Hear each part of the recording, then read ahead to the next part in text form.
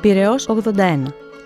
Εδώ στεγάζεται η Διεύθυνση Συντήρησης Αρχαίων και Νεωτέρων Μνημείων, η υπηρεσία του Υπουργείου Πολιτισμού που ασχολείται αποκλειστικά με τη συντήρηση κινητών και ακίνητων μνημείων. Στις αρμοδιότητές της περιλαμβάνονται η εφαρμογή πολιτικής για θέματα που σχετίζονται με τη συντήρηση και αποκατάσταση κινητών και ακίνητων μνημείων, η εκπόνηση σχετικών μελετών και η έρευνα σχετικά με τις βέλτιστες πρακτικές στον τομέα της συντήρησης και αποκατάστασης πολιτιστικών αγαθών. Μέσα σε αυτό το κτίριο συντηρούνται πραγματικοί θησαυροί.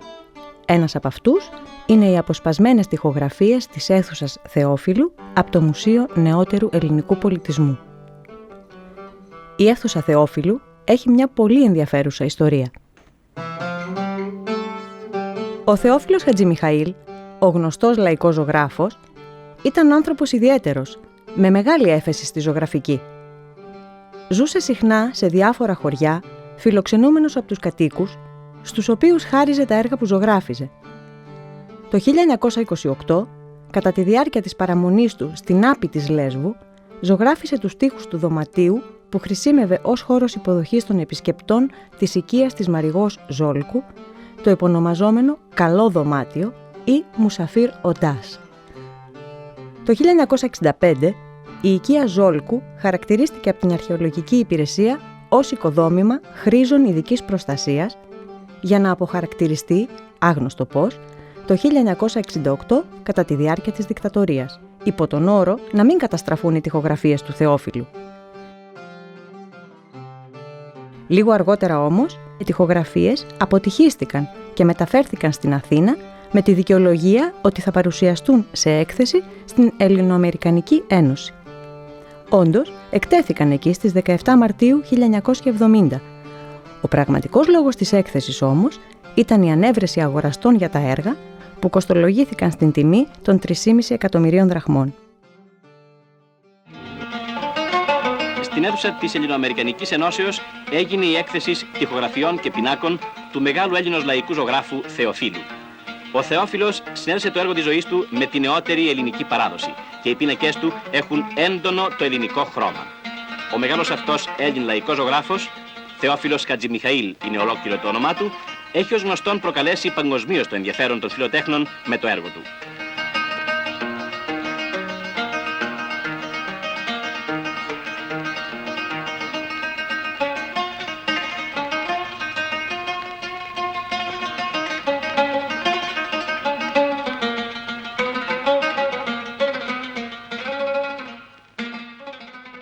Τελικά, το Δεκέμβριο του 1972, οι τοιχογραφίες αγοράστηκαν από το Υπουργείο Πολιτισμού για 2.700.000 δραχμές και τοποθετήθηκαν σε ειδικά διαμορφωμένη αίθουσα στο Μουσείο Ελληνικής Λαϊκής Τέχνης στην Πλάκα, με τη φροντίδα της τότε διευθύντριας Πόπης Ζώρα. Η αίθουσα Θεόφιλου έχει διαστάσεις περίπου 3x3 μέτρα. Ο εικονογραφικός διάκοσμος αναπτύσσεται σε 3 οριζόντιες ζώνες. Την κατώτερη ζώνη, η οποία καλύπτει την επιφάνεια που βρίσκεται κάτω από την ποδιά των παραθύρων, την μεσαία, όπου αναπτύσσονται οι κύριες διακοσμητικές συνθέσεις, και την ανώτερη, η οποία καλύπτει την άνω επιφάνεια των παραθύρων. Εξαίρεση αποτελεί ο βόρειος τοίχος, όπου απεικονίζεται μόνο μία σύνθεση και ένα τμήμα της κάτω ζώνης. Η ερευνήτρια Γιαννούλα Καπλάνη στο βιβλίο της που αφορά τα συγκεκριμένα έργα αναφέρει: «Πρόκειται για ένα θαυμάσιο δείγμα λαϊκής ζωγραφικής που διατηρεί όλα τα στοιχεία της ζωγραφικής έκφρασης του καλλιτέχνη με τη δική του αντίληψη ως προς το χώρο και την προοπτική, προσωπική και ελεύθερη χρήση στο χρώμα, διαχρονικότητα, αφηγηματικότητα και γραμμένα σχόλια που εξηγούν με κάθε λεπτομέρεια την εικόνα».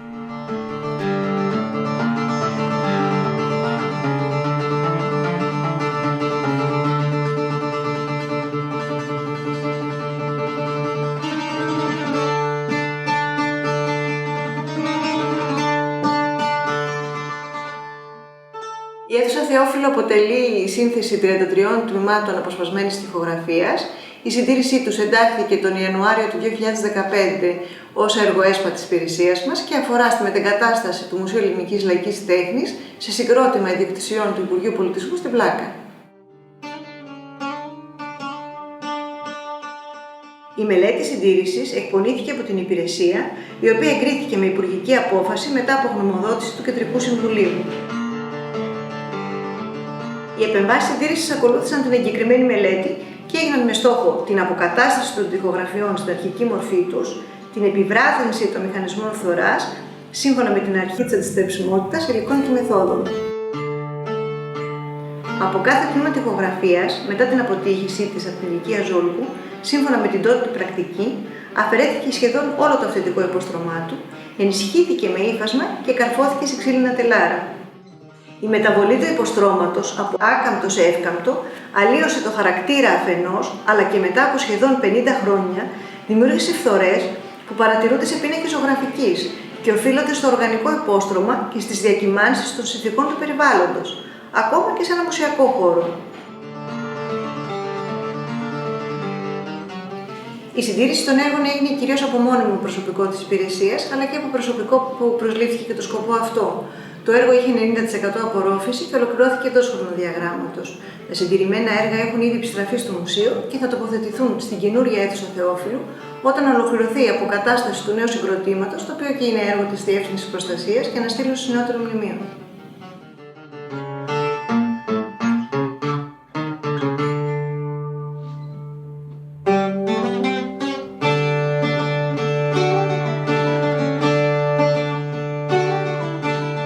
Για να γίνει οποιαδήποτε επέμβαση σε κηρυγμένο έργο τέχνης, απαιτείται η κατάθεση μελέτης συντήρησης και η έγκρισή της από το αρμόδιο Συμβούλιο του Υπουργείου Πολιτισμού.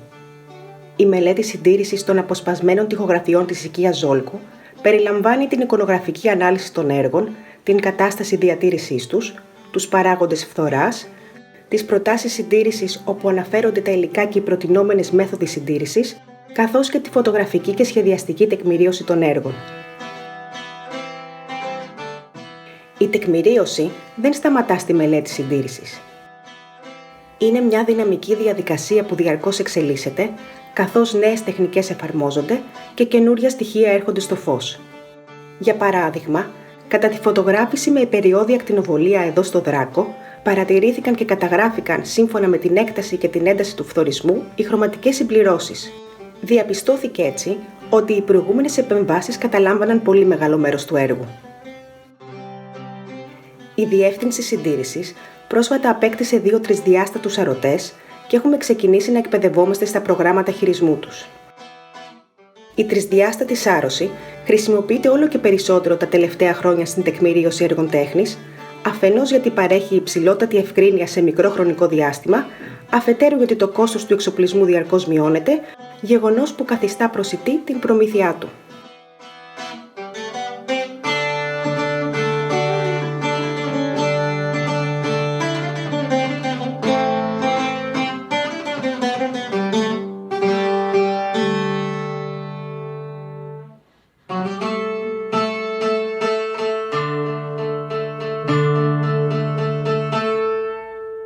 Η μελέτη συντήρησης των έργων εκπονήθηκε όσο ακόμα αυτά ήταν αναρτημένα στο Μουσείο Ελληνικής Λαϊκής Τέχνης, οπότε και η δυνατότητα εκτίμησης της κατάστασης ήταν περιορισμένη. Επίσης, οι πληροφορίες για τις προηγούμενες επεμβάσεις ήταν λιγοστές, με συνέπεια οι απόψεις και οι προτάσεις μας για τη συντήρηση και την αποκατάσταση να βασίζονται περισσότερο στις γνώσεις και στην εμπειρία μας. Ένα στοιχείο που βρήκαμε κατά την εκπόνηση της μελέτης συντήρησης ήταν μια παλιά φωτογραφία από την αίθουσα Θεόφιλου στην οικία Ζόλκου πριν την απόσπαση των τοιχογραφιών. Σε αυτή φαίνεται ότι το κάτω μέρος του ανατολικού τοίχου είχε καλυφθεί με ασβέστη, μια πρακτική που συνηθιζόταν είτε για λόγους υγιεινής είτε όταν οι τοιχογραφίες αποκτούσαν φθορές. Καλυμμένοι με ασβέστη φαίνονται να ήταν και οι παράπλευροι τοίχοι. Στη σχετική βιβλιογραφία αναφέρεται ότι οι επεμβάσεις συντήρησης είχαν πραγματοποιηθεί από το συντηρητή Νίκο Κάιλα το 1972, δηλαδή μετά την αγορά των τοιχογραφιών από το Υπουργείο Πολιτισμού και την παράδοσή τους στο Μουσείο Ελληνικής Λαϊκής Τέχνης. Κατά τη διάρκεια της συντήρησης επιβεβαιώσαμε ότι όντως ο Νίκος Κάηλας τις είχε συντηρήσει, όχι όμως το 1972, αλλά το 1969, δηλαδή πριν από την έκθεσή του στην Ελληνοαμερικανική Ένωση. Η στρωματογραφία των τοιχογραφιών αποτελείται από το ζωγραφικό στρώμα, ένα λεπτό στρώμα ασβεστοκονιάματος, πάχους έως 2 χιλιοστά, στο οποίο ήταν κολλημένο 1 ή 2 στρώματα γάζας και επιπλέον ένα στρώμα χονδρής λινάτσας. Το συνολικό πάχος του υποστρώματος δεν ξεπερνούσε τα 4 χιλιοστά.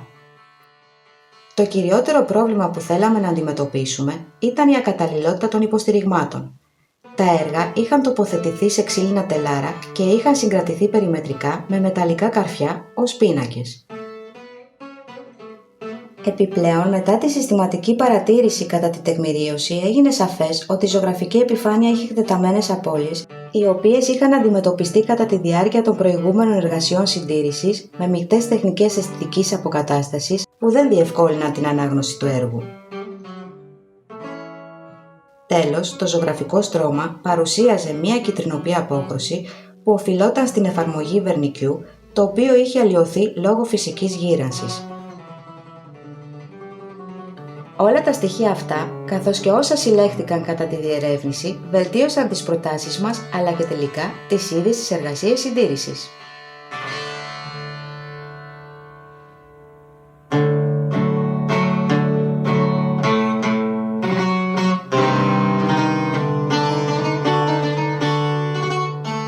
Η αλλαγή των υποστηριγμάτων στα συγκεκριμένα έργα του Θεόφιλου έχει στόχο την επαναφορά τους στην αρχική τους μορφή, αυτή της τοιχογραφίας. Το πρώτο μας βήμα ήταν η επιφανειακή στερέωση και η προστασία της ζωγραφικής επιφάνειας, όπου αυτό χρειαζόταν. Μετά έπρεπε να αφαιρεθούν τα καρφιά από το ξύλινο τελάρο και να ελευθερωθεί το έργο από το παλιό υποστήριγμα. Σε αυτή τη φάση βρεθήκαμε αντιμέτωποι με ένα πρόβλημα.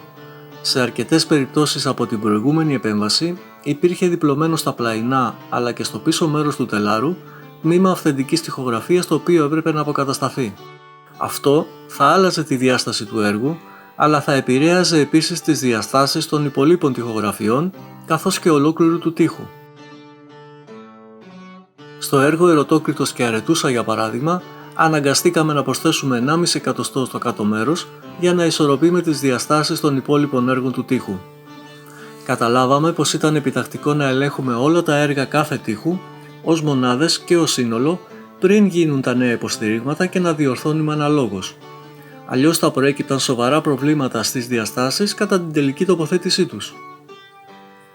Στη συνέχεια έπρεπε να αφαιρεθεί από την πίσω πλευρά ένα χοντρό ύφασμα μαζί με ένα σαθρό και αποδυναμωμένο πια στρώμα καζεΐνης. Η αποκόλλησή του γινόταν εύκολα με το χέρι, χωρίς να προκαλούνται φθορές και χωρίς τη βοήθεια χημικών ή μηχανικών μέσων. Κατόπιν, με τη βοήθεια ενός νηστεριού ή λάμας, αφαιρέσαμε όσο το δυνατόν μεγαλύτερο στρώμα καζεΐνης και τα υπολείμματα σκόνης με την ηλεκτρική σκούπα. Το επόμενο στάδιο ήταν ο ήπιος εμποτισμός της επιφάνειας με ακριλική κόλλα και η τοποθέτηση ενός νέου βαμακερού υφάσματος για προστασία, ενίσχυση αλλά και σαν προετοιμασία να δεχθεί το νέο κονίαμα. Μετά από δοκιμές για τη σύσταση του κονιάματος σε σχέση με την αντοχή και τη συνοχή του, παρασκευάσαμε και τοποθετήσαμε ασβεστοκονίαμα σε πάχος 1 εκατοστού, ένα υλικό δηλαδή παρόμοια σύσταση με το αυθεντικό που είχε αφαιρεθεί. Ενδιάμεσα ενισχύθηκε με πολυκαρβονικό πλέγμα για μεγαλύτερη αντοχή.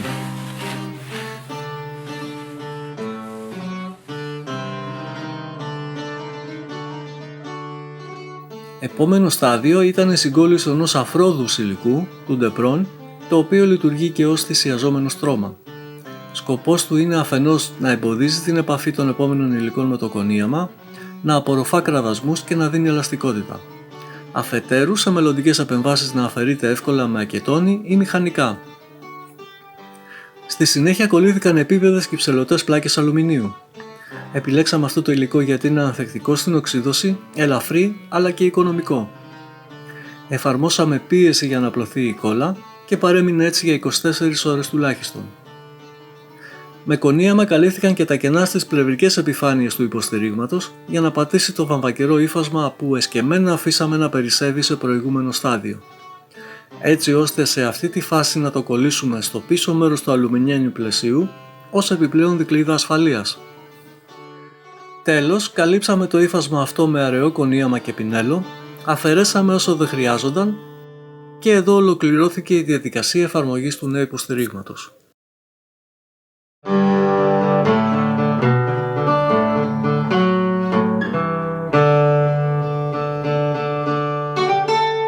Ο καθαρισμός της ζωγραφικής επιφάνειας είναι μια διαδικασία που απαιτεί τεχνογνωσία και ιδιαίτερη επιμέλεια για να αποφευχθεί η πρόκληση φθορών στο έργο τέχνης.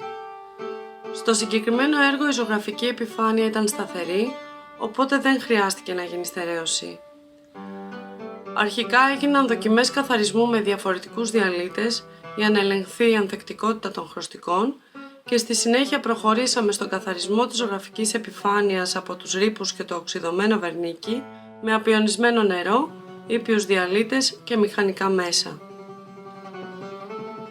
Με μεγάλη προσοχή αφαιρέθηκαν και οι προγενέστερες επεμβάσεις αισθητικής αποκατάστασης, το γνωστό ρετούς, το οποίο σε ορισμένα έργα καταλάμβανε πάνω από το 60% της ζωγραφικής επιφάνειας. Οι προγενέστερες επεμβάσεις αισθητικής αποκατάστασης είχαν πραγματοποιηθεί κυρίως με την τεχνική του ριγκατίνο, δηλαδή με κάθετες γραμμές που ναι μεν ακολουθούσαν τους χρωματικούς τόνους του αυθεντικού έργου, αλλά στο μεγαλύτερο μέρος τους προκαλούσαν μια προβληματική αισθητική εντύπωση στο τελικό οπτικό αποτέλεσμα. Γι' αυτό το λόγο αποφασίστηκε να αφαιρεθούν εξ ολοκλήρου και να συμπληρωθούν ξανά με γνώμονα το ενιαίο αισθητικό αποτέλεσμα και φυσικά με σεβασμό στο αυθεντικό έργο τέχνης.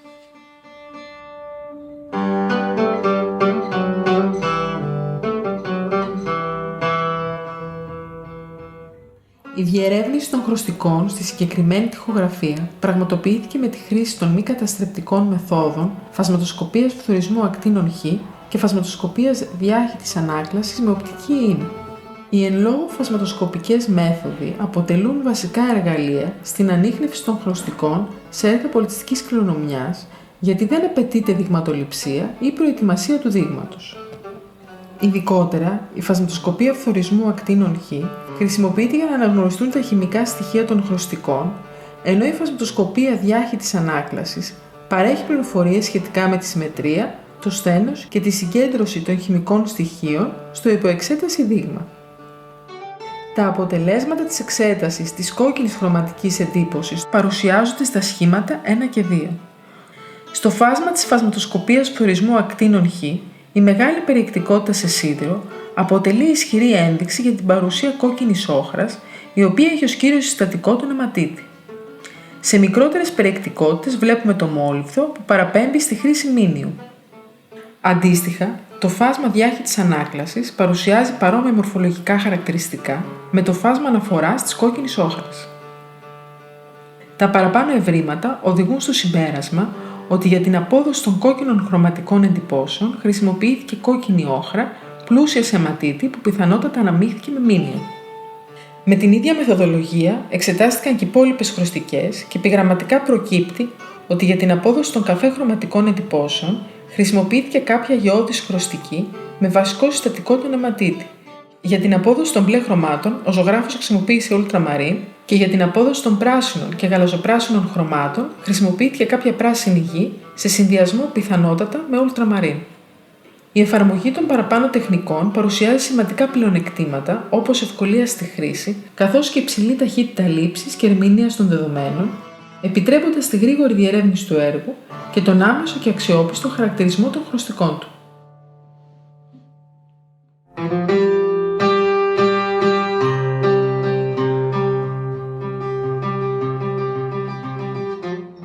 Στις τοιχογραφίες της αίθουσας Θεόφιλου, ο ζωγράφος χρησιμοποίησε ελεύθερη πινελιά και χρώμα που διατηρεί τη διαφάνειά του. Η επιλογή της μεθόδου αισθητικής αποκατάστασης έγινε βάσει αυτών των δεδομένων, ακολουθώντας την τεχνοτροπία του ζωγράφου και τη χρωματική και πλαστική δομή του έργου του. Όπου κρίθηκε απαραίτητο, έγινε συμπλήρωση των απολειών του ζωγραφικού στρώματος με ακριλικό στόκο. Στο έργο Ερωτόκριτος και Αρετούσα αυτό δεν ήταν αναγκαίο. Χρησιμοποίησαμε υδατοχρώματα για να πετύχουμε την κάλυψη των κενών και τη διαφάνεια της πινελιάς, αλλά κυρίως για να διατηρήσουμε τη δυνατότητα της στρεψιμότητας της επέμβασης. Σε σύγκριση με την κατάσταση των έργων όταν τα παραλάβαμε, μετά τον καθαρισμό και την αισθητική αποκατάσταση, μπορούμε να πούμε ότι άλλαξε σημαντικά η αίσθησή τους. Το κιτρινισμένο βερνίκι είχε επηρεάσει τη λάμψη των χρωστικών, ενώ οι παλιότερες μεικτές τεχνικές αισθητικής αποκατάστασης είχαν αλλοιώσει την καθαρότητα της φόρμας και της πινελιάς του Θεόφιλου. Είμαστε πολύ ικανοποιημένοι που καταφέραμε με τις επεμβάσεις συντήρησης να επαναφέρουμε τα έργα στην αρχική τους μορφή, δηλαδή πάλι σε τοιχογραφίες, να αναδείξουμε τη ζωντάνια των χρωμάτων του Θεόφιλου και να τους προσφέρουμε ένα ενιαίο αισθητικό αποτέλεσμα. Σαν ομάδα, είμαστε πολύ χαρούμενοι για την ευκαιρία που είχαμε να συντηρήσουμε αυτά τα μοναδικά έργα.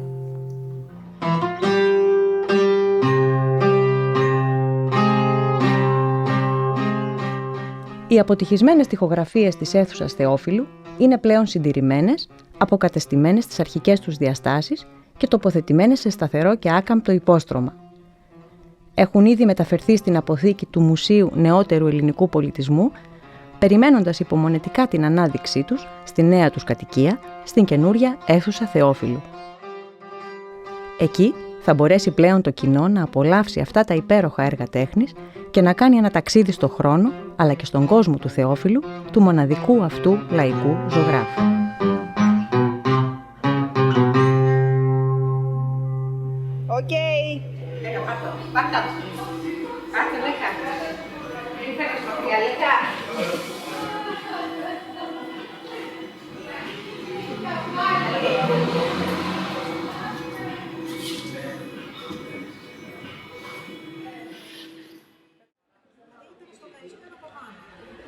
Καταρρυπάστρα. Εννοείται αυτό, εννοείται. Μόνο στις απώλειες. Στα ίδια δηλαδή. Το παιδάκι. Ας το παιδάκι να βλέπει. Κυρία μου, κάτσε εσείς έχετε δει. Ας το παιδάκι. Σας παρακαλώ. Σε αυτό το μίνι ντοκιμαντέρ θα παρακολουθήσουμε τη διαδικασία συντήρησης του έργου με τίτλο «Ερωτόκριτος και Αρετούσα», ένα από τα αγαπημένα θέματα του Θεόφιλου.